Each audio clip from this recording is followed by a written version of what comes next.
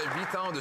After 8 years of this Prime Minister, it now takes $1.7 million to be able to retire if you want to be able to eat for the rest of your life. That's according to a study from the Bank of Canada. After 8 years of inflation that's the highest in a generation, 8 years of increases to mortgages, increased costs in rent, and increased cost of food.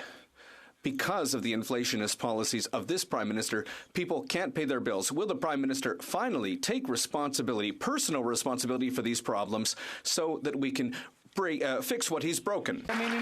The Right Honourable Prime Minister. Mr. Speaker, we understand that there are a lot of people, including seniors, who are facing difficult situations right now, but it's not true that we haven't been there for them over 8 years. To the contrary, we increased OAS by 10% for seniors 75 and over. We increased the Canada Pension Plan. We increased the GIS for single seniors. We made high-speed internet more affordable for vulnerable seniors. We doubled the tax credit, the GST tax credit, to help seniors. We will continue to be there for seniors, and we will continue to be there to support them in these difficult times, because we know that that's how we are going to get through these times together. The Honourable Leader of the Opposition. Talking points: after 8 years, it now costs $1.7 million for someone to retire, according to a Bank of Montreal study. Think of it.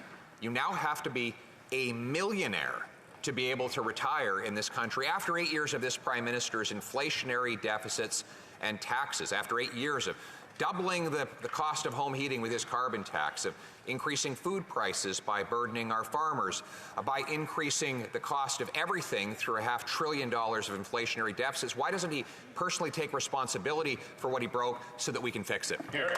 Right Honourable Prime Minister.